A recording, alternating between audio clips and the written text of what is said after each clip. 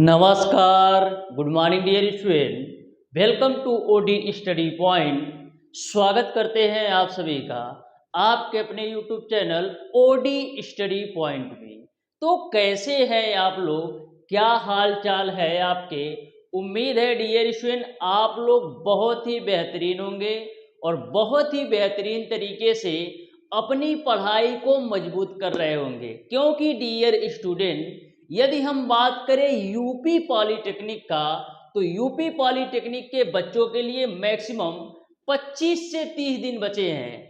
25 से 30 दिन के अंदर आपको इस तरीके से अपने आप को तैयार कर लेना है ना कि 100 क्वेश्चन में कम से कम आपका 80 से 85 क्वेश्चन बिल्कुल सही होना चाहिए।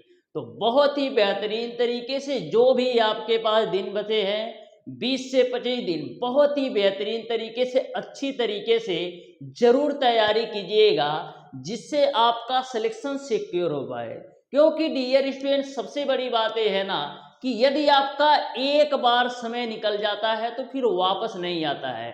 तो जो भी आपके पास टाइम है ना, इसको बहुत ही बेहतरीन तरीके से यूज करते हुए आपको डेली बेसिस पर ज़्यादा से ज़्यादा मेहनत करने की ज़रूरत है, जिससे आपका रिजल्ट बहुत ही बेहतरीन तरीके से आ सके। तो डियर स्टूडेंट, मैं आपको बता दूं, आज की क्लास में मैं आप लोगों को सॉल्व करने वाला हूं रसायन की भाषा के टोटल क्वेश्चन का सॉल्यूशन, यानी कि सिंगल क्लास के माध्यम से डियर स्टूडेंट मैं आप लोगों को रसायन की भाषा के टोटल क्वेश्चन का सॉल्यूशन बहुत ही बेहतरीन तरीके से कराने वाला हूं। और डियर स्टूडेंट प्रत्येक क्वेश्चन को बिल्कुल बेहतरीन कॉन्सेप्ट के साथ आपको बताऊंगा, जिससे आपको एक भी क्वेश्चन में किसी भी प्रकार का डाउट और कंफ्यूजन ना रहे। तो डियर स्टूडेंट स्टार्ट करते हैं आज की क्लास को। बहुत ही बेहतरीन तरीके से हम सारी चीज़ों को कवर करेंगे। आप ध्यान से प्रत्येक क्वेश्चन के कॉन्सेप्ट को समझिएगा।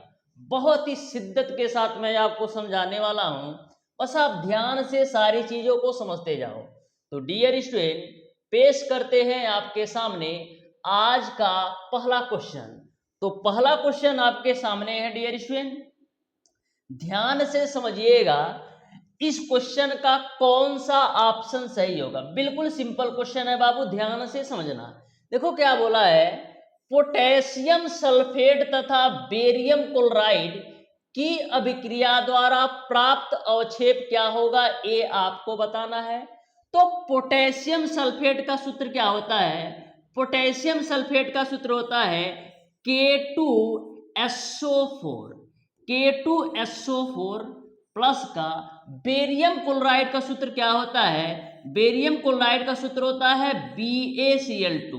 तो जब आप पोटेशियम सल्फेट को बेरियम क्लोराइड के साथ अभिक्रिया कराओगे तो क्या मिलेगा? जब आप पोटेशियम सल्फेट को बेरियम क्लोराइड के साथ अभिक्रिया कराओगे तो आपको मिल जाएगा बेरियम सल्फेट, यानी कि BaSO4 प्लस का आपको मिल जाएगा 2KCl।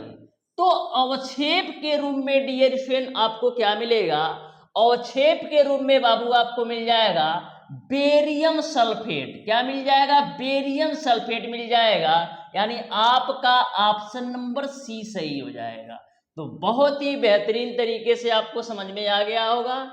मैंने पोटेशियम सल्फेट को बेरियम क्लोराइड के साथ अभिक्रिया कराया तो हमें बेरियम सल्फेट और पोटेशियम क्लोराइड मिल गया। तो इस तरीके से जो अवक्षेप के रूप में बनेगा वो आपका बेरियम सल्फेट बनेगा, यानी BaSO4 बनेगा, यानी ऑप्शन नंबर सी सही हो जाएगा। आ जाओ बाबू नेक्स्ट क्वेश्चन पर, जो कि आपका है क्वेश्चन नंबर 2। तो ध्यान से समझिएगा क्वेश्चन नंबर 2 को। आपको कैल्शियम की संयोजकता क्या होगी ये आपको बताना है। संयोजकता के तो अब तो मास्टर बन गए होंगे, क्योंकि पिछली क्लास में मैंने बहुत ही बेहतरीन तरीके से बताया था। बोला है CA3PO4 का ट्वाइस में कैल्शियम की संयोजकता बताओ। तो मैंने आपको बताया था कि जिस भी तत्व का आपको संयोजकता निकालना है ना, उसको तुम X मान लो। तो कैल्शियम की संयोजकता निकालना है तो 3 भाग कैल्शियम है तो 3 गुणे X लिख दिया, प्लस का डियर स्टूडेंट यहाँ पर 2 भाग PO4 का है ना, तो 2 लिख देते हैं। फास्फोरस की संयोजकता आपका 5 हो जाएगी, प्लस का 4 गुणे ऑक्सीजन की संयोजकता माइनस का 2 होती है। इसी को कैलकुलेट करो तो 3x मिलेगा, प्लस का 2 मिलेगा। अब देखो 4 दूना 8 में से 5 घटाओगे तो मिल जाएगा आपको माइनस का 3, यानी आपको मिल जाएगा 3x बराबर 6। 3 से काटो, 2 बार में कटेगा, यानी x की वैल्यू आपको मिल जाएगी 2 बबुआ। यानी कैल्शियम की जो बाबू संयोजकता होगी, यानी कैल्शियम की जो संयोजकता होगी वो आपका 2 हो जाएगा, यानी आपका ऑप्शन नंबर बी सही हो जाएगा। ऐसे ही क्वेश्चन आपसे पूछे जाएंगे, बस आप ध्यान से लगन के साथ तैयारी कीजिए, 100% फोड़ कर आओगे, इस बात की मैंने आपको गारंटी देता हूं। आ जाओ क्वेश्चन नंबर 3 पर। तो देखो क्वेश्चन नंबर 3 आपके सामने है, ध्यान से समझना मेरे दोस्त, कैसे सॉल्व करना है इस क्वेश्चन को। देखो क्या बोला है, सूत्र दो किसी पदार्थ के एक अणु में उपस्थित विभिन्न तत्वों के परमाणुओं की वास्तविक संख्या को दर्शाता है। तो विभिन्न तत्वों के परमाणुओं की वास्तविक संख्या को अणुसूत्र दर्शाता है, यानी ऑप्शन नंबर सी सही हो जाएगा। क्वेश्चन नंबर 4 पर आ जाओ। कार्बोनेट मूलक पर आवेश होता है, तो कार्बोनेट मूलक पर आवेश आप तभी बता सकते हो जब आपको कार्बोनेट का रासायनिक सूत्र पता है। तो कार्बोनेट का जो रासायनिक सूत्र होता है CO3 पर -2, तो कितना आवेश है, माइनस का 2 बाबू है, यानी आपका ऑप्शन नंबर सी सही हो जाएगा। तो बहुत ही बेहतरीन तरीके से आप ताबड़तोड़ प्रत्येक क्वेश्चन को सॉल्व कर सकते हो। कुछ भी नहीं है बाबू क्वेश्चन में, बस आप ध्यान से समझो। प्रत्येक क्वेश्चन का कॉन्सेप्ट मैं इस तरीके से बता दूंगा ना कि आपको एक भी क्वेश्चन में किसी भी प्रकार का डाउट नहीं होगा। तो देखो यह क्वेश्चन आपका किस तरीके से है, बोला है CaCO3 में कैल्शियम की प्रतिशतता क्या होगी। CaCO3 में कैल्शियम की प्रतिशतता क्या होगी, ये आपको बताना है। तो मैंने जब रसायन की भाषा का पार्ट 1 वीडियो बनाया था, तो मैंने आपको बताया था कि किसी भी तत्व की जो प्रतिशत मात्रा होती है, किसी भी तत्व की प्रतिशत मात्रा का निकालने का जो फार्मूला है वो आपका तत्व की मात्रा गुणे 100 यौगिक का अणुभार से होता है। तो सबसे पहला हमारा काम क्या है, इस यौगिक का हम अणुभार निकाल लेते हैं। यौगिक का अणुभार निकाल लो बाबू, CaCO3।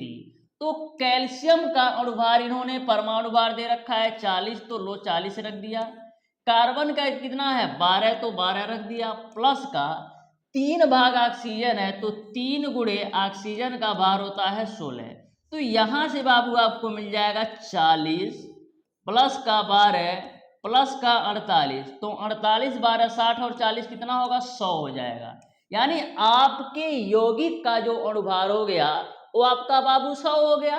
अब आपको कैल्शियम की प्रतिशतता निकालना है ना, तो लिख लो बाबू, कैल्शियम की प्रतिशतता, कैल्शियम की प्रतिशतता बराबर क्या हो जाएगा, कैल्शियम की मात्रा, कैल्शियम की मात्रा गुणे में आपका हो जाएगा 100 बटे आपका यौगिक का अणुभार होता है, बटे आपका बाबू होता है यौगिक का अणुभार।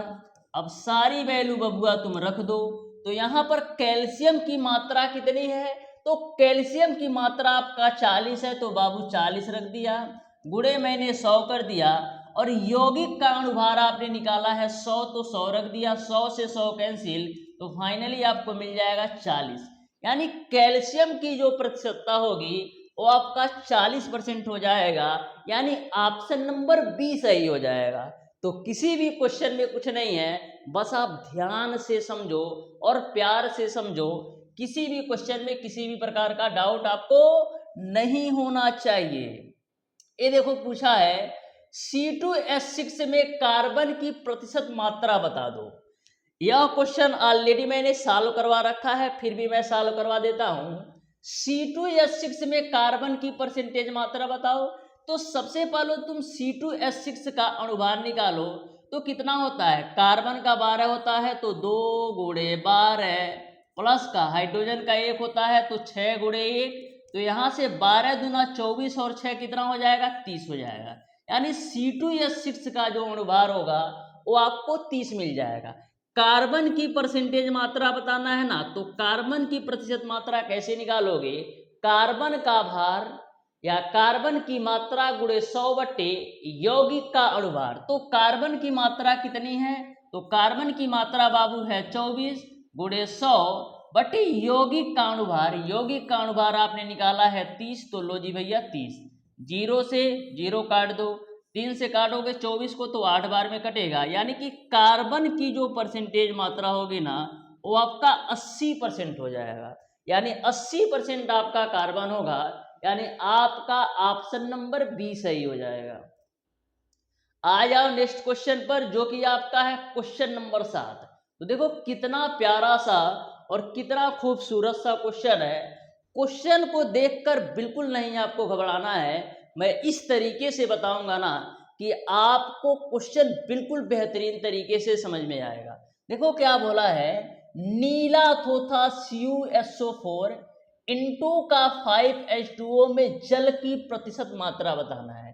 तो एक क्वेश्चन इसको तुम ध्यान में रखना कि नीला थोथा का रासायनिक सूत्र क्या होता है। डायरेक्ट क्वेश्चन पूछेगा तो ध्यान में बाबू तुम रख लेना, नीला थोथा का जो रासायनिक सूत्र होता है वो आपका होता है CuSO4 इंटू का आपका होता है 5H2O। इस बात को आप ध्यान में रखना। तो बोला है नीला थोथा में जल की प्रतिशत मात्रा बताओ। नीला थोथा में जल की प्रतिशत मात्रा कितनी है ये आपको बताना है। तो सबसे पहले हम क्या करते हैं, नीला थोथा का अणुभार निकाल लेते हैं। नीला थोथा का अणुभार हम क्यों निकालेंगे अभी आपको समझ में आएगा। पहले नीला थोथा का अणुभार निकालो। तो कॉपर का जो अणुभार है बाबू वो आपको दे रखा है 63.5। तो लो जी भैया हम 63.5 रख दिए। प्लस का सल्फर का अणुभार है आपका 32, तो 32 रख दिया। प्लस का 4 भाग ऑक्सीजन है तो 4 गुणे मैंने 16 कर दिया, ठीक है। प्लस का अब देखो 5 भाग H2O है तो 5 लिख दिया। और हाइड्रोजन का जो भार होता है वो आपका 1 होता है, तो 2 गुणे 1 और ऑक्सीजन का आपका 16 हो जाता है। अब सबको जोड़ लो तो देखो क्या मिलेगा, 63.5 प्लस का 32 प्लस का 16 चौको 64 प्लस का देखो 16 और 2 18, 18 पचे कितना होगा 90। अब सबको तुम ऐड कर लो तो तुमको नीला थोथा का अणुभार मिल जाएगा। तो ऐड करो तो देखो 0 4 4 हो जाएगा, 4 2 6 3 9 हो जाएगा। देखो 3 2 5 4 9 हो जाएगा, 9 6 15 और 15 3 18 और 18 6 कितना होता है वो 18 6 आपका होता है 24।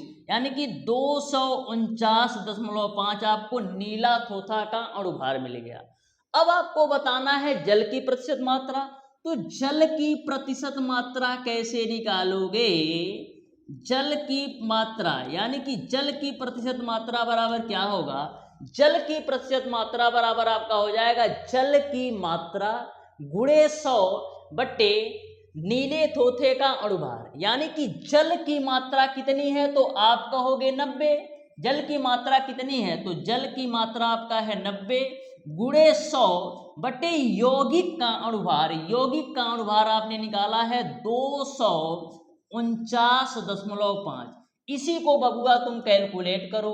तो ध्यान से देखना, ये आपका 249.5 है ना, इसको कैलकुलेशन को सिंपल बनाने के लिए तुम मान लो 250 है। मैं क्या करता हूं, जो आपका 249.5 है ना, कैलकुलेशन को सिंपल बनाने के लिए हम इसको लिख देते हैं 250। अब 50 से काटो, 50 दूना 100, अब 50 पचे कितना होता है 250। 5 से काटोगे 90 को तो 18 बार में काटेगा, यानी 18 दूना 36% आएगा। कितना परसेंट बाबू आएगा, 36% आएगा। यानी नीले थोथे में जो जल की प्रतिशत मात्रा है वो आपका 36% हो जाएगा। यानी आपका ऑप्शन नंबर ए सही हो जाएगा। आ जाओ क्वेश्चन नंबर 8 पर। तो देखो क्वेश्चन नंबर 8 में क्या बोला है, एल्युमिनियम की संयोजकता 3 है। क्या दे रखा है, एल्युमिनियम की संयोजकता आपका 3 है तथा सल्फेट आयन की जो संयोजकता है वो आपका 2 है। तो एल्युमिनियम सल्फेट का अणु सूत्र क्या होगा? क्या बोला है? एल्युमिनियम की जो संयोजकता है वो आपका 3 है और सल्फेट आयन यानी SO4 की जो संयोजकता है वो आपका 2 है। तो अणुसूत्र बनाना है, तो अणुसूत्र बनाने के लिए क्या करते हो? क्रॉस मल्टीप्लाई कर देते हो, यानी क्या हो जाएगा? Al2SO4 का थ्रायस, बस हो गया। तो इस तरीके से आपका जो एल्युमिनियम सल्फेट का अणुसूत्र होगा Al2SO4 का थ्रायस होगा। तो देखो कौन से ऑप्शन में दिया है Al2SO4 का थ्रायस, इसको आप थ्रायस कर लेना, तो ऑप्शन नंबर सी सही हो जाएगा, Al2SO4 का थ्रायस। आ जाओ बाबू क्वेश्चन नंबर 9 पर। तो देखो कितना बेहतरीन सा ये भी क्वेश्चन है। बोला है 1 बिलियन में 10 ग्राम कॉपर सल्फेट है, ठीक है, उपस्थित है। इस बिलियन में 3.27 ग्राम जिंक धातु डालने पर कितना कॉपर अवक्षेपित होगा, ये आपको बताना है। कितना कॉपर अवक्षेपित होगा ये आपको बताना है। तो कितना कॉपर अवक्षेपित होगा कैसे निकालोगे? तो यहाँ पर कॉपर जो अवक्षेपित होगा ना वो बराबर होगा कॉपर की मात्रा। तो कॉपर की मात्रा आपका है 63.5, किसमें? 3.27 जिंक में, बटे आपका नीचे में आ जाएगा जिंक की मात्रा। तो जिंक की मात्रा कितना दे रखा है? 65.4। इसी को कैलकुलेट कर लेना है। मैंने क्या किया, आपको कॉपर कितना अवक्षेपित होगा ये आपको बताना है। तो मैंने क्या किया, कॉपर की मात्रा गुणे बिलियन में 3.27 जिंक था उसको लिख दिया, बटे जिंक की मात्रा। इसी को आप कैलकुलेट करोगे ना तो आपको 3.175 ग्राम मिलेगा। यानी कि जो आपका कॉपर अवक्षेपित होगा 3.175 ग्राम होगा। यानी आपका ऑप्शन नंबर बी सही हो जाएगा। आ जाओ बाबू क्वेश्चन नंबर 10 पर। पोटेशियम क्लोरेट को गर्म करने पर भार में प्रतिशत कमी होगी। तो पोटेशियम क्लोरेट के गर्म करने पर भार में प्रतिशत कमी क्या होगी ये आपको बताना है। तो सबसे पहले आपको तो ये पता होना चाहिए कि पोटेशियम क्लोरेट का रासायनिक सूत्र क्या होगा। तो कितने लोगों तो ये नहीं पता होगा कि पोटेशियम क्लोरेट का रासायनिक सूत्र क्या होगा। और पता कब होगा? जब पढ़ोगे तब ना, पढ़ाई तो तुम लोग कर नहीं रहे हो। तो ध्यान से समझो, अभी भी समय है, पढ़ लो, नहीं तो फिर बाद में पछताओगे और कुछ नहीं मिलेगा। तो पोटेशियम क्लोरेट का जो रासायनिक सूत्र होता है वो आपका KClO3 होता है। क्या होता है? पोटेशियम क्लोरेट का जो रासायनिक सूत्र होता है वो आपका KClO3 होता है। गर्म करने पर भार में प्रतिशत कमी क्या होगी ये आपको बताना है। तो जैसे ही हम पोटेशियम क्लोरेट को गर्म करेंगे ना तो हमको क्या मिलेगा? हमको मिल जाएगा KClO प्लस का O2 मिल जाएगा। जैसे ही आप पोटेशियम क्लोरेट को गर्म करोगे बाबू तो आपको मिलेगा KClO प्लस का O2। तो जो आपका ऑक्सीजन है ना ये आपका वाष्प के रूप में ऊपर चला जाएगा। तो यहाँ पर आपको भार में प्रतिशत कमी कितनी होगी ये आपको बताना है। तो सबसे पहले हम देख लेते हैं पोटेशियम क्लोरेट का भार कितना होता है। तो देखो पोटेशियम का जो भार होता है 39 होता है, क्लोरीन का जो भार होता है 35.5 होता है, और प्लस का ऑक्सीजन 3 भाग है तो 3 गुणे 16 कर दो। तो देखो क्या मिलेगा, 39 प्लस का 35.5 प्लस का आपका हो जाएगा 48। इसी को ऐड करो तो 8 5 13 और 13 9 कितना होता है 22। हासिल बचे 2, 4 2 6 3 9 3 12, यानी 122.5 आपको मिल जाएगा। क्या? पोटेशियम क्लोरेट का जो अणुभार है वो आपका 122.5 है। जैसे ही आप गर्म करते हो तो ये तो आपका ऑक्सीजन ऊपर उड़ जाएगा, यानी बचेगा आपका ये। तो ये आपको KClO को भार निकाल लेना है। तो पोटेशियम का भार आपका 39 है, क्लोरीन का भार आपका कितना होता है 35.5 होता है, ऑक्सीजन का 16 होता है। ऐड कर लो तो देखो कितना होगा, 6 5 11 9 20 को 0, हासिल कितना बचेगा? हासिल बचेगा 2 2 1 3 दूना 6 3 3 का 9, यानी कि 90.5 आपका बचेगा।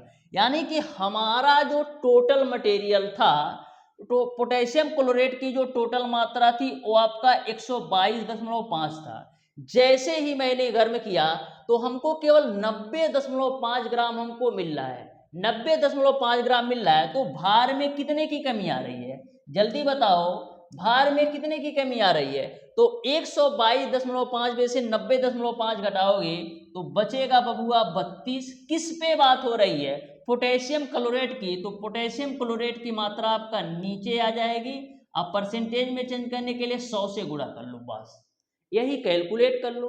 तो पढ़ोगे तो सारी चीजें क्लियर होंगी। देखो 5 विषैया में 100 होगा, 5 दूना 10 होगा, 5 चौक 20 होगा, 5 बचे 25 होगा, ठीक है। फिर हम 5 से काटेंगे तो 5 चौक 20 होगा, 5 से काटो तो 5 चौक 20, अब 5 नवा 45 होगा, ठीक है। अब 32 गुणे 4 कितना होगा? तो 4 दूना 8 और 4 तिया 12, यानी 128 बट्टे का 4.9, 128 बट्टे का 4.9। इसको तुम कैलकुलेट कर लो तो आपका 26.18 आएगा। मैंने ऑलरेडी कैलकुलेट कर रखा है, कैलकुलेशन करिएगा तो 26.18% आएगा। यानी कि जो भार में प्रतिशत कमी होगी बबुआ वो आपका 26.18% आएगा। आ जाओ क्वेश्चन नंबर 11 पर। निम्न में से ग्लूकोज का सूत्र है, तो बताओ ग्लूकोज का सूत्र क्या होता है? तो ग्लूकोज का सूत्र तो तुमको पता ही होगा कि ग्लूकोज का सूत्र C6H12O6 होता है। क्या होता है? ग्लूकोज का जो रासायनिक सूत्र होता है C6H12O6 होता है, यानी ऑप्शन नंबर सी सही हो जाएगा। आ जाओ बबुआ नेक्स्ट क्वेश्चन पर, जो कि आपका है क्वेश्चन नंबर 7। तो देखो इसमें बोला है जल की प्रतिशत मात्रा बताओ। तो अभी मैंने 2-3 क्वेश्चन पहले मैंने आपको एक क्वेश्चन बताया था, उसमें भी आपको जल की प्रतिशत मात्रा पूछा था और इसमें भी आपका जल की प्रतिशत मात्रा ही पूछा है। तो देखो कैसे सॉल्व करेंगे। तो आपको जो दे रखा है यौगिक को, आपको क्या दे रखा है बाबू? FeSO4 इंटू का दे रखा है 7H2O, ठीक है, यानी फेरस सल्फेट आपको दे रखा है। तो आपको जल की प्रतिशत मात्रा बताना है। तो जल की प्रतिशत मात्रा आप कैसे निकालते हो? जल की प्रतिशत मात्रा बराबर जल की मात्रा गुणे 100 बट्टे FeSO4 इंटू 7H2O का भार हो जाएगा। तो सबसे पहले FeSO4 इंटू 7H2O का हम भार निकाल लेते हैं। तो आयरन का जो भार दे रखा है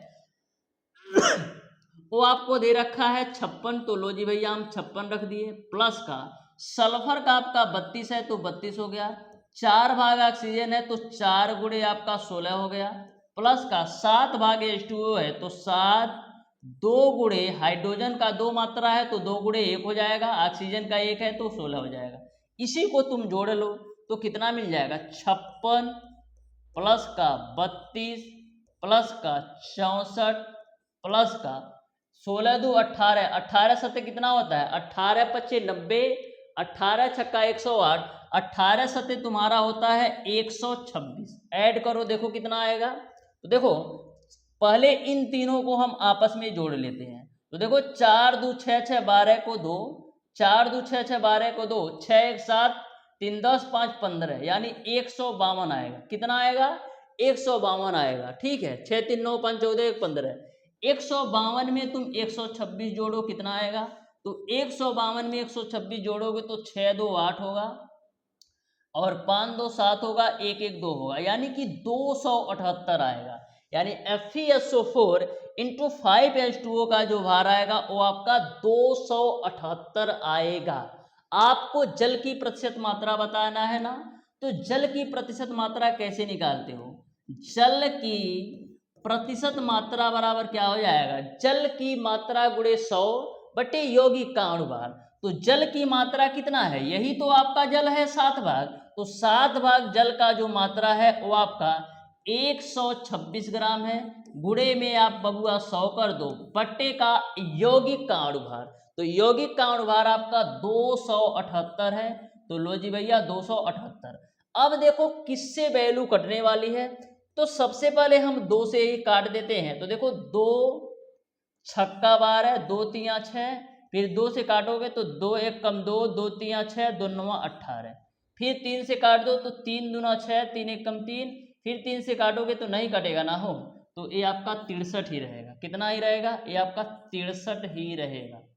अब इसको तुम कैलकुलेट करो तो 63 गुणे 100 करोगे तो तुमको मिल जाएगा 6300 बटे का तुम्हारा हो जाएगा 139। ठीक है, अब देखो 139 से 6300 को काटना है तो कितनी बार कटेगा? 13 चौक को 52, 13 पचे 65, यानी कि 139 गुणे 4 करोगे तो 14 चौक को 56 होता है, लेकिन 4 कम हो जाएगा, यानी कितना हो जाएगा? 14 चौक को 56, यानी कि 556 होगा।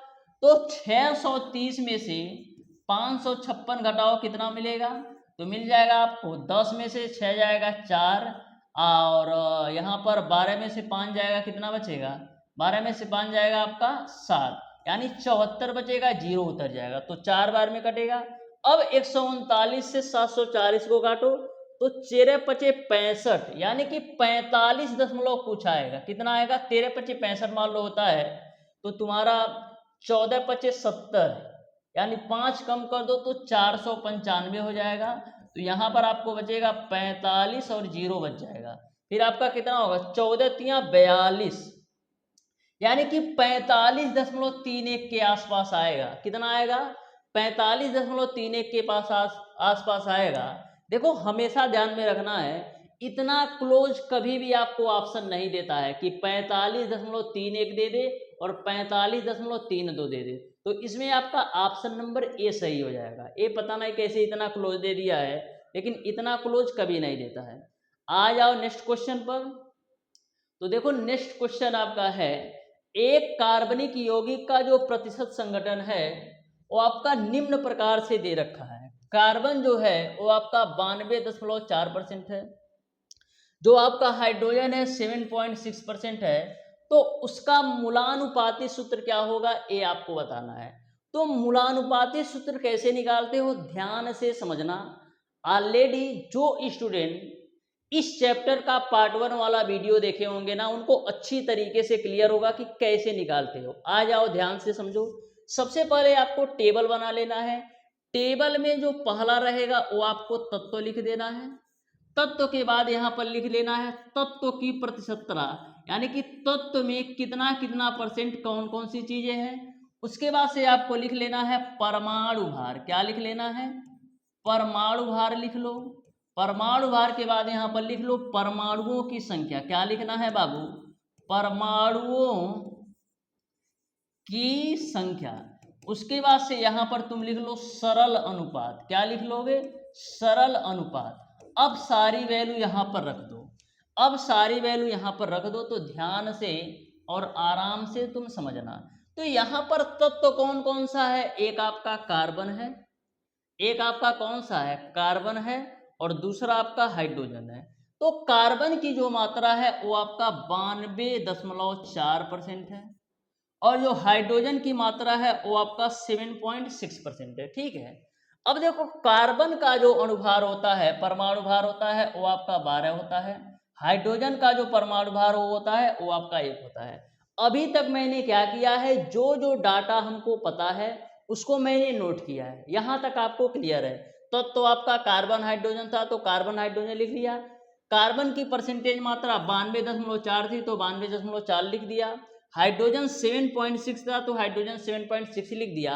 अब कार्बन का परमाणु भार 12 होता है तो 12 लिख दिया, और हाइड्रोजन का परमाणु भार 1 होता है तो मैंने 1 लिख दिया। अब देखिए परमाणुओं की संख्या कैसे निकालते हो। तो परमाणुओं की संख्या निकालने के लिए आप क्या करते हो? परमाणुओं की संख्या निकालने के लिए हम क्या करते हैं? प्रति सत्ता में अणुभार से भाग दे दो। क्या करोगे? परमाणुओं की संख्या निकालने के लिए क्या करोगे? प्रति सत्ता में परमाणु भाग से भाग दे दो। तो प्रति सत्ता बाबू आपका है 92.4, अब परमाणु भार है आपका 12। उसी प्रकार से हाइड्रोजन के परमाणुओं की संख्या निकालने के लिए क्या करोगे? प्रति सत्ता में हाइड्रोजन के परमाणु भार से भाग दे दो। तो यहां से आप 12 से भाग दोगे तो 12 सत्ते होगा 84, बचेगा आपका कितना? 8 4, 12 सत्ते 84, यानी 7.7 हो जाएगा। नीचे में आ जाओ, जब 1 से भाग दोगे तो 7.6 होगा। अब देखो सरल अनुपात कैसे निकालते हो। सरल अनुपात निकालने का बिल्कुल सिंपल तरीका है बाबू, आपको इन दोनों में कौन सी वैल्यू छोटी है, इन दोनों में कौन सी वैल्यू छोटी है, तो आप कहोगे 7.6 छोटा है, तो क्या करोगे 7.7 में भी तुम 7.6 से भाग दो और ये आपका ऑलरेडी 7.6 है, इसमें भी आपको 7.6 से भाग दे देना है। सरल अनुपात निकालने के लिए इन दोनों में देखना है कौन छोटी वैल्यू है, छोटी वैल्यू से इसमें और इसमें आप भाग दे दो तो सरल अनुपात मिल जाएगा। तो यहाँ पर देखो 7.6 से 7.7 को भाग दोगे तो 1.0 समथिंग कुछ करके आएगा। अब 7.6 से 7.6 काटोगे तो यहाँ पर 1 आएगा। एक बात बाबू अपनी कॉपी में नोट कर लेना कि जो आपका सरल अनुपात होता है, जो आपका सरल अनुपात होता है हमेशा आपको पूर्णांक में लेना है। जो आपका सरल अनुपात होता है ना, वो आपको हमेशा पूर्णांक में लेना है, यानी चाहे 1 ले लो, चाहे 2 ले लो, चाहे 3 ले लो, चाहे 4 ले लो। ऐसे समझो बाबू, जैसे मान लो आपका सरल अनुपात आ गया 2.15, तो इसको तुम पूर्णांक में 2 ले सकते हो।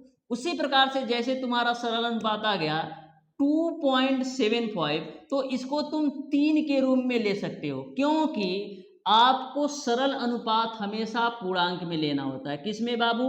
पूर्णांक में लेना होता है। यानी आपका जो कार्बन है वो भी एक भाग मिल गया और हाइड्रोजन जो भी है वो भी एक भाग मिल गया, तो हम क्या लिख सकते हैं C1H1, यानी हम लिख सकते हैं CH के रूप में। तो इस तरीके से जो आपका मूलानुपाती सूत्र होगा वो आपका CH ही होगा, क्योंकि यहाँ पर N की जो वैल्यू निकालोगे तब भी आपका CH ही आएगा, यानी आपका ऑप्शन नंबर बी सही हो जाएगा।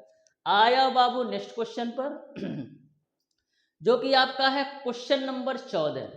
तो ध्यान से समझिएगा क्वेश्चन नंबर 14 को, बिल्कुल सिंपल और आसान सा क्वेश्चन है, ध्यान से समझना। बोला है नाइट्रोजन के एक ऑक्साइड में 25.94% नाइट्रोजन है, तो ऑक्साइड का सूत्र क्या है ये आपको बताना है।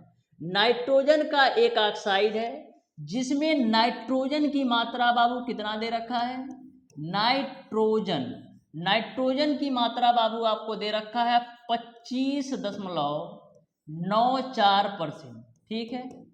अब देखो ऑक्साइड की मात्रा कितनी होगी ये आप हमें बता दो, ऑक्साइड की मात्रा कितनी होगी ये आप हमें बता दो। तो आपको पता है कि कोई भी चीज अपने आप में 100% होती है, कोई भी चीज अपने आप में 100% होती है। यदि नाइट्रोजन की मात्रा 25.94% है ना, तो ऑक्साइड की मात्रा कितनी होगी, तो ऑक्साइड की मात्रा आपका 100 माइनस का 25.94% हो जाएगा। क्योंकि डियर स्टूडेंट कोई भी चीज अपने आप में 100% होती है। यदि आपका नाइट्रोजन की मात्रा 25.94% होगा ना, तो ऑक्साइड की जो मात्रा होगी 100 माइनस 25.94% होगा। तो यहाँ पर 25.94% आपका नाइट्रोजन है, 100 में से 25.94 घटाओ तो आपको मिल जाएगा कितना 74.06, कितना मिल जाएगा 74.06। अब दोनों में अनुपात निकालो तो 25 से कम 25 मान लो और 25 या 75, यानी कि 1:3 के अनुपात में आएगा। यानी 1 अनुपात यदि आपका नाइट्रोजन होगा तो 3 अनुपात आपका ऑक्साइड होगा। तो यहाँ पर देखो 1 अनुपात आपका नाइट्रोजन है, 1 अनुपात बाबू आपका नाइट्रोजन है और 1 अनुपात आपका ऑक्सीजन है, यानी ऑप्शन नंबर ए नहीं होगा। दूसरे ऑप्शन में आ जाओ, 1 अनुपात आपका नाइट्रोजन है और 2 अनुपात आपका ऑक्सीजन है, लेकिन हमारा अनुपात कितना है 1:3 में, यानी आपका ऑप्शन नंबर बी भी नहीं होगा। ऑप्शन नंबर सी देखो 2:3 के रूप में दे रखा है, लेकिन हमारा 1:3 है, लेकिन यहाँ पर आप देखो तो 2:5 के रूप में दे रखा है, यानी कि माइनर डिफरेंस है। क्या कह सकते हैं माइनर डिफरेंस है। यही 5 ना होकर के 6 होता तो क्या हो जाता 2:6, यानी 1:3 के समथिंग आ जाता। तो इस तरीके से आपका ऑप्शन नंबर डी ही सही होगा। ऑप्शन नंबर डी जो होगा इस क्वेश्चन का बिल्कुल राइट आंसर होगा। क्वेश्चन नंबर 15 पर आ जाओ, ध्यान से समझिएगा, ठीक है, ध्यान से समझिएगा। देखो बोला है एक कार्बनिक यौगिक के मात्रात्मक आकलन पर निम्न आंकड़े प्राप्त हुए, जिसमें कार्बन आपका है 20%, हाइड्रोजन आपका है, एक बार मैं इस क्वेश्चन को करेक्ट कर लेता हूं, थोड़ा सा मिस्टेक है डियर स्टूडेंट, आप हमें 10 सेकेंड का टाइम दो, इस क्वेश्चन को मैं करेक्ट कर लेता हूं। क्वेश्चन नंबर 15 है ना, हाइड्रोजन 6.66% है, ये आपका 6 होगा, हाइड्रोजन आपका 6.66% है, हाइड्रोजन आपका बाबू कितना है 6.66% है, और नाइट्रोजन आपको बाबू दे रखा है 46.67%। तो यौगिक का सरलतम सूत्र क्या होगा, ये आपको बताना है। यौगिक का सरलतम सूत्र क्या होगा, ये आपको बताना है। इस क्वेश्चन को भी आपको क्वेश्चन नंबर 13 की तरह सॉल्व करना है। तो सबसे पहले आपका काम क्या है, सबसे पहले आपको लिख लेना है तत्व। तत्व के बाद आपको क्या लिखना रहता है, प्रतिशतता, यानी कि तत्व की प्रतिशतता कितनी है यौगिक में, ये आपको लिखना होता है। फिर उसके बाद से आप क्या लिखते हो, उसके बाद से आप लिखते हो परमाणु भार। क्या लिखते हो, परमाणु भार आप लिखते हो। परमाणु भार के बाद आप क्या लिखते हो, परमाणु भार के बाद आपको लिखना होता है परमाणुओं की संख्या। क्या लिखना होता है, परमाणुओं की संख्या। उसके बाद से आपको क्या लिखना होता है, सरलतम सूत्र। क्या लिखना होता है, सरलतम सूत्र आपको लिख लेना होता है। तो इस तरीके से सबसे पहले आपको टेबल बना लेना होता है। तो यहाँ पर आपका आ गया तत्व, यहाँ पर आ गया आपका प्रतिशतता, यहाँ पर आ गया आपका परमाणु भार, यहाँ पर आ गया परमाणुओं की संख्या, और यहाँ पर आपका आ गया सरलतम सूत्र। क्या आ गया, सरलतम सूत्र, ठीक है। अब देखो तत्व कौन कौन से हैं, तो तत्व आपको दे रखा है कार्बन है, तो लो जी भैया कार्बन लिख लिया। फिर आपका हाइड्रोजन है, तो हाइड्रोजन मैंने लिख लिया। फिर आपका नाइट्रोजन है, तो नाइट्रोजन यहाँ पर लिख लिया। बोला है कार्बनिक यौगिक के मात्रात्मक आकलन पर निम्न आंकड़े प्राप्त हुए हैं, ठीक है, निम्न आंकड़े प्राप्त हुए हैं। तो यहाँ पर आप ध्यान से देखिएगा ना, तो ऑप्शन में आपको कार्बन भी है, हाइड्रोजन भी है, नाइट्रोजन भी है और ऑक्सीजन भी है। यानी यहाँ पर एक तत्व ऑक्सीजन भी आएगा। क्या, एक तत्व आपका ऑक्सीजन भी होगा, क्योंकि ऑप्शन में सबके सब में आपको ऑक्सीजन भी दिया है, यानी एक तत्व आपका ऑक्सीजन भी होगा। अब प्रतिशत मात्रा को लिखते हैं, ध्यान से देखना। देखो कार्बन बाबू है 20%, तो लो जी भैया हम 20% लिख दिए। हाइड्रोजन 6.67 है, तो 6.67 लिख दिया। उसके बाद से नाइट्रोजन तुम्हारा कितना है 46.67%। अब देखो यहां पर ऑक्सीजन की मात्रा नहीं पता है, लेकिन आपको ये पता है कि कोई भी चीज या कोई भी यौगिक अपने आप में 100% होती है। तो यदि आपको ऑक्सीजन की मात्रा नहीं पता है तो क्या करोगे, 100 में से कार्बन की मात्रा, हाइड्रोजन की मात्रा और नाइट्रोजन की मात्रा घटा दो। तो 100 में से जैसे ही कार्बन की मात्रा, हाइड्रोजन की मात्रा, नाइट्रोजन की मात्रा घटाओगे ना, तो आपको ऑक्सीजन की प्रतिशत मात्रा मिल जाएगी। तो क्या करेंगे, 100 में से हम घटा देते हैं कार्बन की मात्रा प्लस का हाइड्रोजन की मात्रा, और प्लस का हम घटा देते हैं 46.67।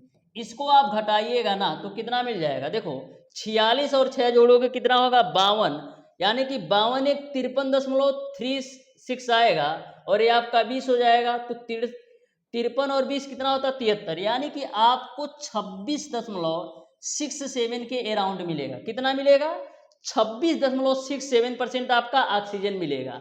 अब देखो परमाणु भार की बात करते हैं, तो कार्बन का परमाणु भार होता है बाबू 12, हाइड्रोजन का बाबू आपका होता है 1, नाइट्रोजन का बाबू आपका होता है 14, और ऑक्सीजन का आपका होता है 16। अब परमाणुओं की संख्या कैसे निकालते हो, परमाणुओं की संख्या कैसे निकालते हो, तो परमाणुओं की संख्या बाबू निकालने के लिए हम करते क्या है, परमाणुओं की संख्या निकालने के लिए हम करेंगे क्या, प्रतिशत मात्रा में हम परमाणु भार से भाग दे देंगे।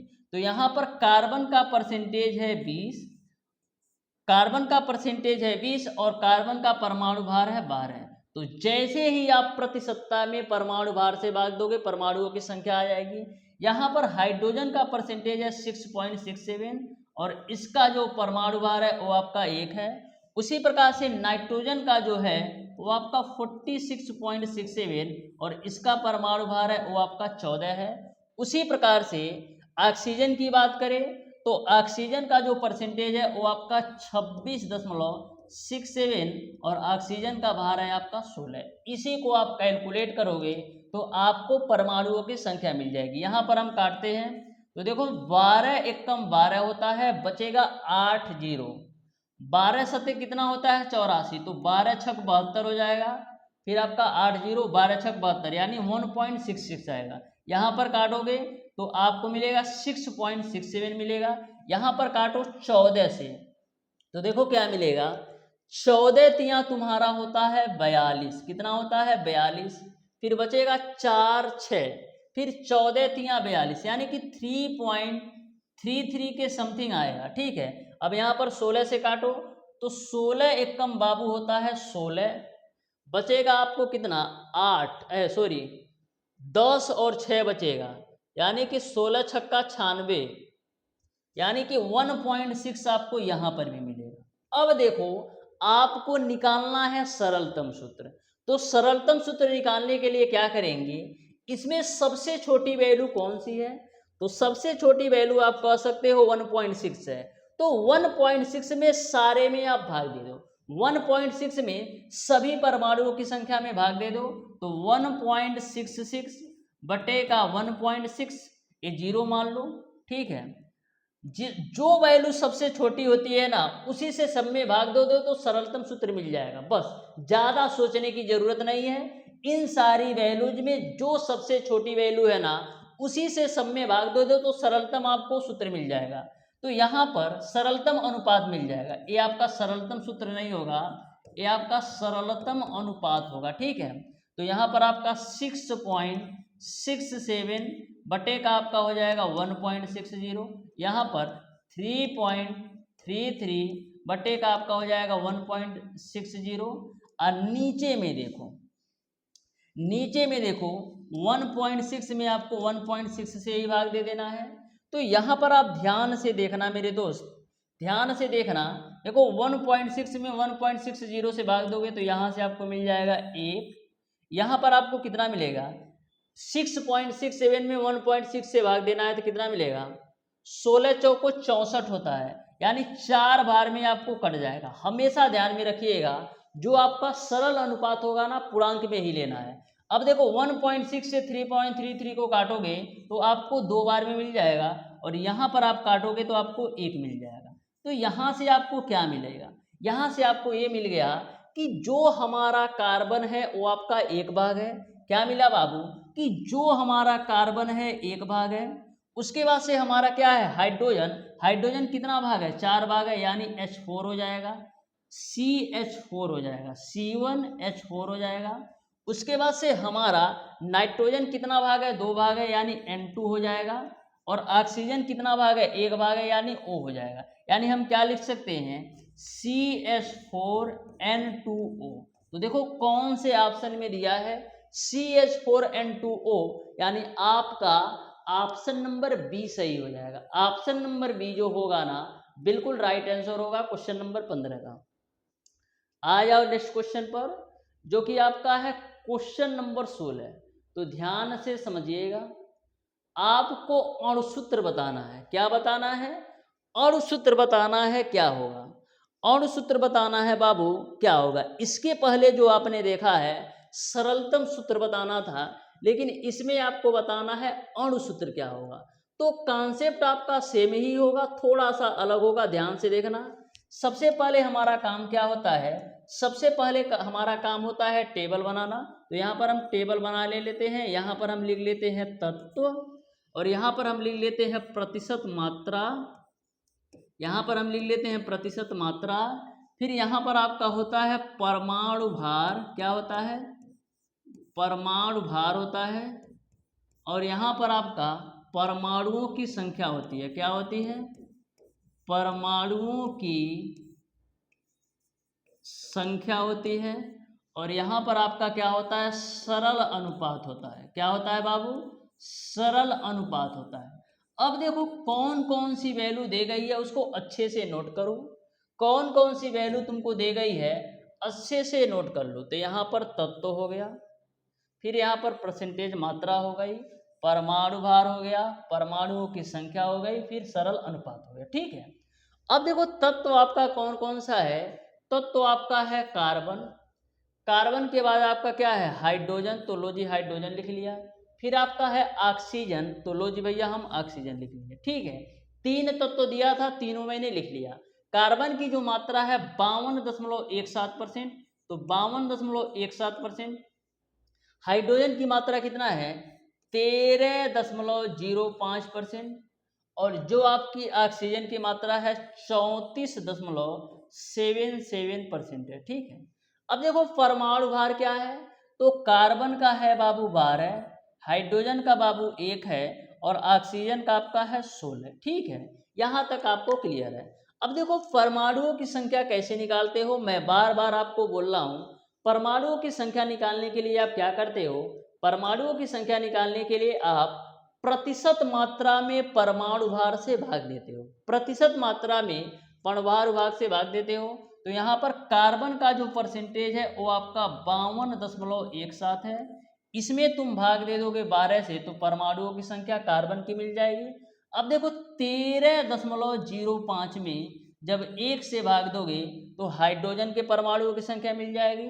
और 34.77 में जब तुम 16 से भाग दोगे ना तो ऑक्सीजन में परमाणुओं की संख्या मिल जाएगी। अब यहाँ से हम कैलकुलेट करते हैं, आप ध्यान से समझो। देखो यहाँ पर हम कैलकुलेशन करेंगे तो 12 चौको आपका होगा 48, बचेगा आपका 6 जीरो, तो 12 25 60, यानी मान लो 4.5 है। कितना है, 4.5 है। यहाँ पर आप काटोगे तो आपको 13.05 ही मिलेगा। यहाँ पर आप काटोगे तो आपको कितना मिल जाएगा, 16 दूना 32, 2 जीरो 16 कम 16। ठीक है, यहाँ तक आपको क्लियर है, 2.1 आ जाएगा।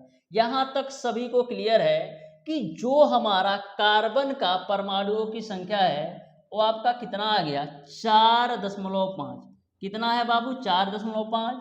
और हमारा हाइड्रोजन का 13.05 है, और जो हमारा ऑक्सीजन है ये आपका 2.1 है। अब बताओ तीनों में सबसे छोटी वैल्यू कौन है, तो तीनों में सबसे छोटी वैल्यू है वो आपका 2.1 है। क्या है, 2.1 है। तो 2.1 में सबसे भाग दे दोगे ना तो सरल अनुपात मिल जाएगा।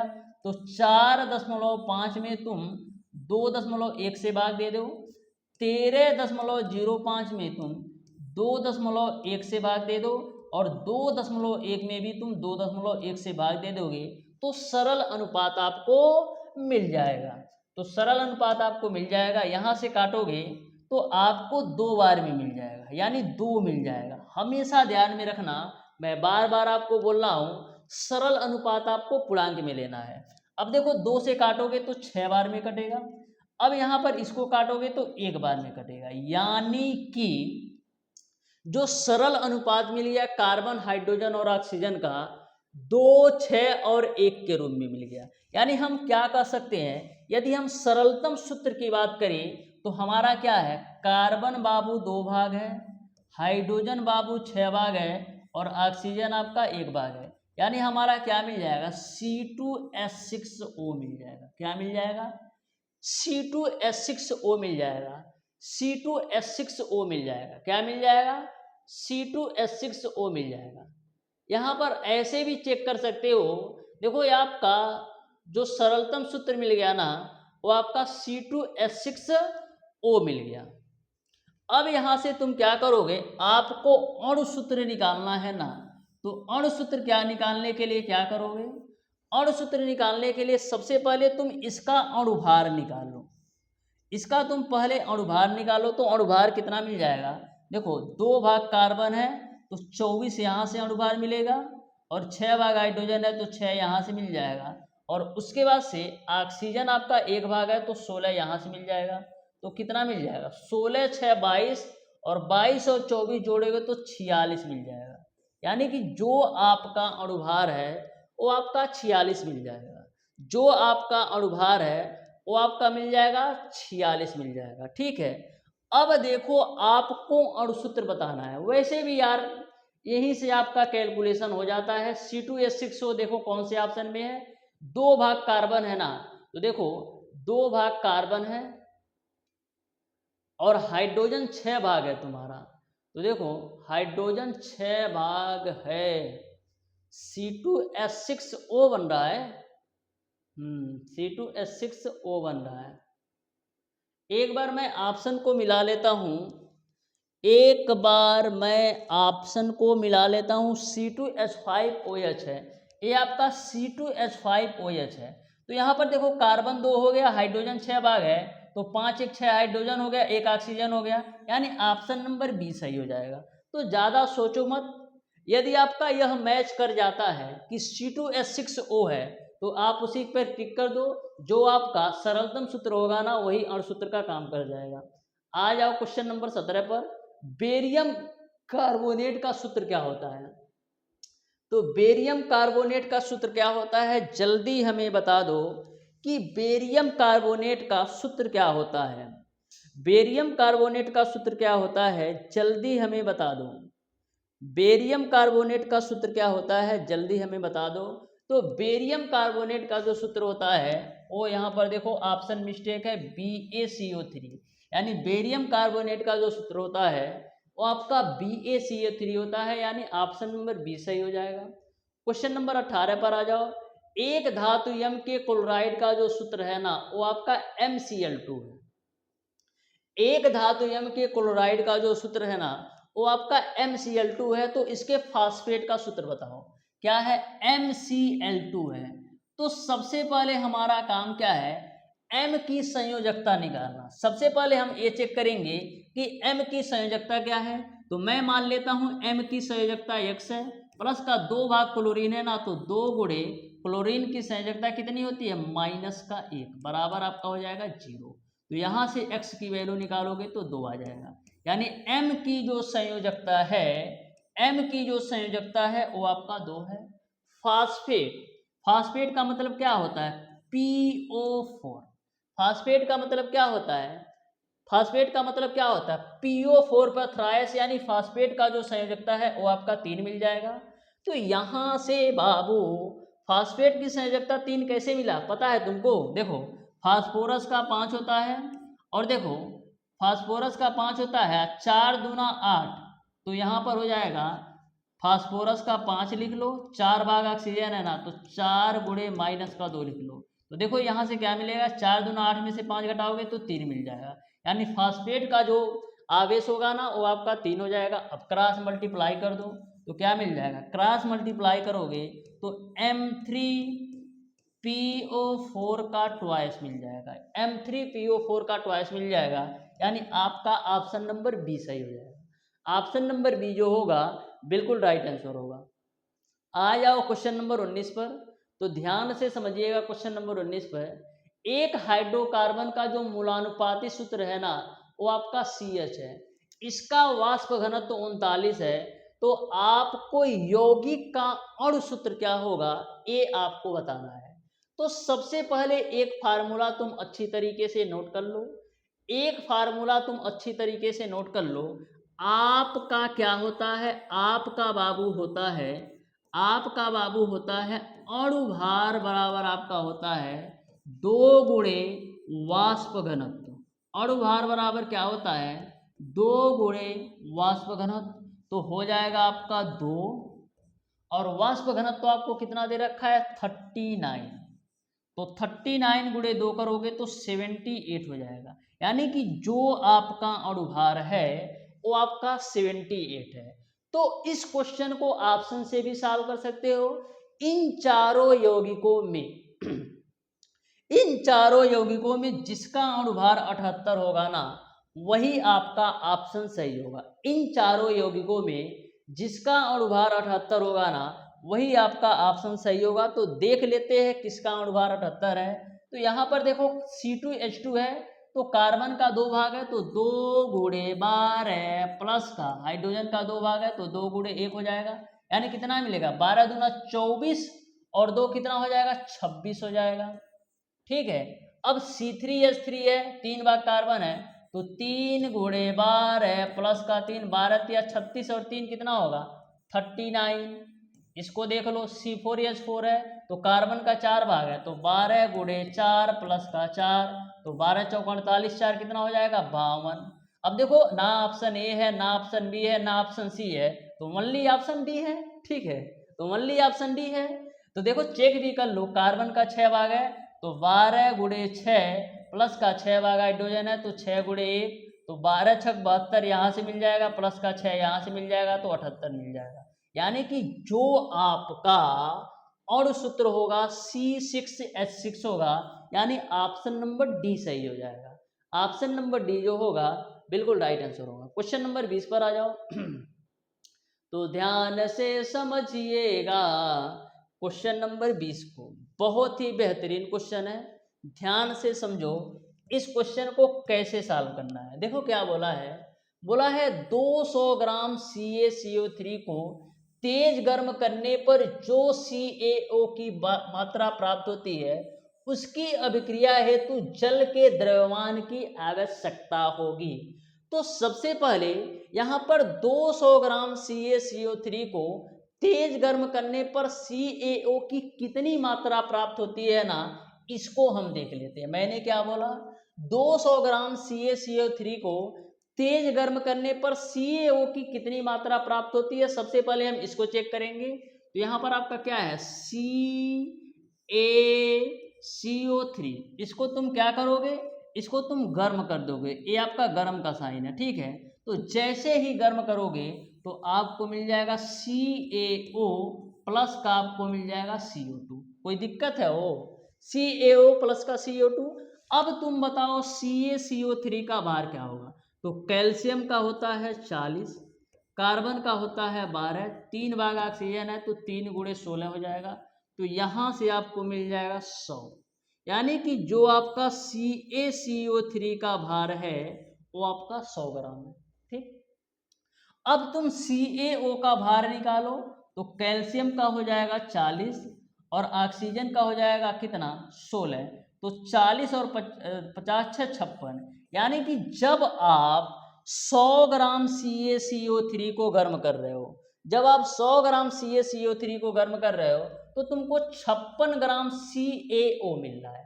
लेकिन यहाँ पर बात की गई है 200 ग्राम की, तो जैसे ही 100 ग्राम को गर्म करने पर 56 ग्राम CaO मिलता है, तो 200 ग्राम को गर्म करोगे तो कितना मिलेगा बबुआ, 100 ग्राम पे 56, तो 200 ग्राम पे 112 ग्राम मिलेगा। क्योंकि मैंने क्या किया, यहाँ पर भी तुम 2 से गुणा कर दो, यहाँ पर भी 2 से गुणा कर दो, तो जैसे ही तुम 200 ग्राम CaCO3 को गर्म करोगे तो 112 ग्राम तुमको कैल्शियम ऑक्साइड मिलेगा। कब, जब 200 ग्राम CaCO3 को गर्म करोगे तो तुमको 112 ग्राम CaO मिलेगा। अब आगे बोला है उसकी अभिक्रिया जल से कराने के लिए जल के द्रव्यमान की आवश्यकता होगी। यानी कि जो आपका यह CaO मिला है, जो आपका कैल्शियम ऑक्साइड मिला है ना, इसकी अभिक्रिया बोला है यदि हम जल से कराते हैं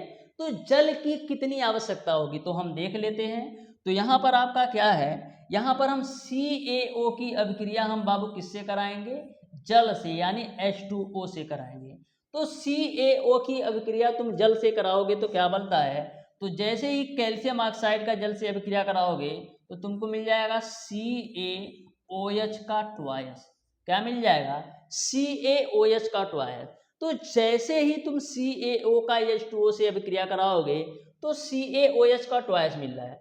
अब देखो यहाँ पर CaO की मात्रा कितना है, 56 ग्राम, यानी कि 56 ग्राम कैल्शियम ऑक्साइड के लिए जल की कितनी आवश्यकता है, तो यहाँ पर ऑक्सीजन का 16 होता है और 2 भाग हाइड्रोजन है, यानी 18 ग्राम। यानी कि जब हम 56 ग्राम CaO को अभिक्रिया कराते हैं तो हमको 18 ग्राम जल की आवश्यकता है।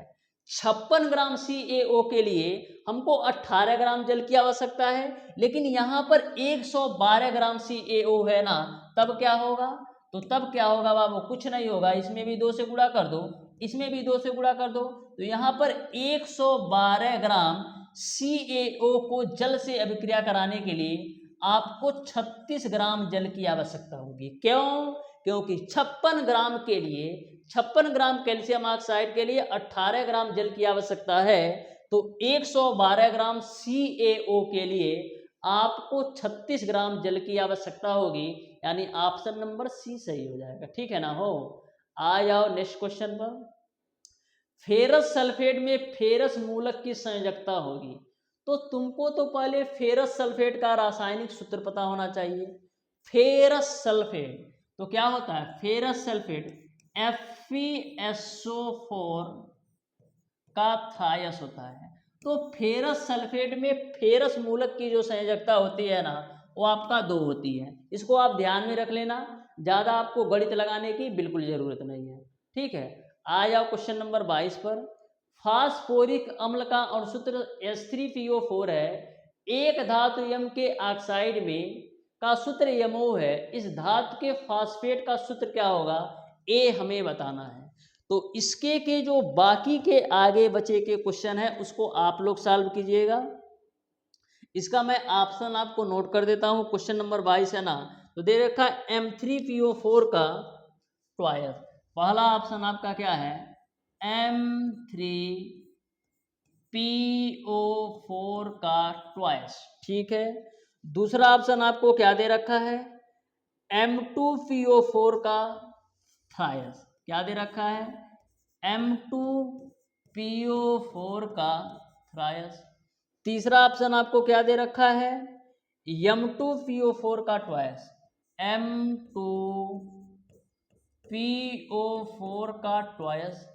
और चौथा ऑप्शन आपको दे रखा है M3PO4 का थ्रायस, M3PO4 का थ्रायस। ठीक है, ये 4 ऑप्शन है। तो आगे के जो भी बचे क्वेश्चन है ना, जितना भी मैंने आपको क्वेश्चन नंबर 1 से लेकर के 21 तक करवाया है ना, बाकी के 5 से 6 क्वेश्चन उसी भी आप पर हैं, तो आप लोग सॉल्व कर लीजिएगा। एक क्वेश्चन नंबर 22 सॉल्व करके बताना। उसके बाद से तुम्हारा एक क्वेश्चन नंबर 23 है। तो देखो क्वेश्चन नंबर 23 में यौगिक का सूत्र ही निकालना है, ऐसा फार्मूला मैंने आपको बताया ही है। फिर क्वेश्चन नंबर 24 भी सॉल्व कर सकते हो। सल्फ्यूरिक अम्ल का अणुभार कितना होता है, तो सबसे पहले सल्फ्यूरिक अम्ल का अणुसूत्र क्या होता है, H2SO4। तो H2SO4 का अणुभार तुम निकाल लेना। वैसे ही देखो तुम्हारा क्वेश्चन नंबर 25 भी है, और सेम कॉन्सेप्ट पर क्वेश्चन नंबर 26 भी है, और सेम कॉन्सेप्ट पर क्वेश्चन नंबर 27 भी है। तो क्वेश्चन नंबर 22, 23, 24, 25, 26, 27, 22, 23, 24, 25, 26, 27, यानी कि लास्ट के जो भी तुम्हारे 6 क्वेश्चन है, लास्ट के जो भी तुम्हारे 6 क्वेश्चन है ना, इसको आप लोग सॉल्व करके बताना कि कौन कौन से किसके ऑप्शन सही होंगे। क्योंकि जितने भी बचे क्वेश्चन है ना, वैसे क्वेश्चन ऑलरेडी मैंने सॉल्व करवा रखा है। तो 6 क्वेश्चन लास्ट का बचा है, 6 क्वेश्चन लास्ट का बता है। इन 6 क्वेश्चन को आप लोग सॉल्व कर लीजिएगा। तो इस तरीके से डियर स्टूडेंट, जो आपका चैप्टर नंबर 7 था रसायन की भाषा, मैंने पूरी तरह से कंप्लीट करवा दिया है, और मैंने बिल्कुल बेसिक कॉन्सेप्ट के साथ साथ टोटल क्वेश्चन का सॉल्यूशन करवाया है। जो बाकी के बचे 6 क्वेश्चन है ना, वो जो भी मैंने क्वेश्चन नंबर 1 से लेकर के क्वेश्चन नंबर 21 तक का सॉल्यूशन करवाया है, उसी बिहाफ पर उनको सॉल्व करना है। आप लोग सॉल्व करके बताइएगा कौन सा ऑप्शन सही होगा। यदि आपसे नहीं सही होता है तो आप हमें कमेंट बॉक्स में कमेंट करके भी पूछ सकते हैं, या तो इस नंबर पर 7620175376 पर आप अपना क्वेश्चन व्हाट्सएप कर दीजिएगा कि किस क्वेश्चन में आपको डाउट है, तो वहां से भी मैं आपको जवाब दे दूंगा। तो प्यारे दोस्तों, आज की क्लास आपको कैसी लगी, अपनी राय कमेंट बॉक्स में जरूर दीजिएगा। मिलते हैं नेक्स्ट क्लास में, तब तक के लिए धन्यवाद।